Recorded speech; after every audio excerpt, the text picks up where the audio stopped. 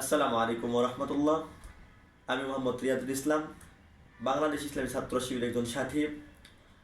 আগামী 12 ফেব্রুয়ারি ত্রয়োদশ জাতীয় সংসদ নির্বাচনে 11 দলীয় জোটে বাংলাদেশ জামাত ইসলামে মনোনীত বগুড়া 3 আসনের সংসদ সদস্য পদপ্রার্থী জনাব নূর মোহাম্মদ আবু তাহের ভাইকে কাঙ্ক্ষিত বাংলাদেশ এবং চাঁদাবাদ মুক্ত বাংলাদেশ গড়ার লক্ষ্যে দাঁড়িপাল্লা মার্কায় ভোট দিব বলে সিদ্ধান্ত নিয়েছি এবং একই সাথে গণভোটকে হ্যাঁ বলবো সিদ্ধান্ত নিয়েছি।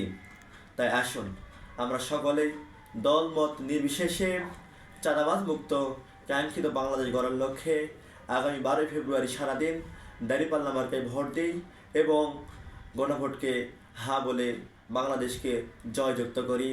আল্লাহ হাফিজ। বাংলাদেশ জিন্দাবাদ। 11 দলীয় জোট জিন্দাবাদ। আসসালামু আলাইকুম ওয়া রাহমাতুল্লাহ। একটি সত্যিকারের মানুষের হাত শক্ত করার জন্য ভোট দিন দাঁড়িপাল্লায়।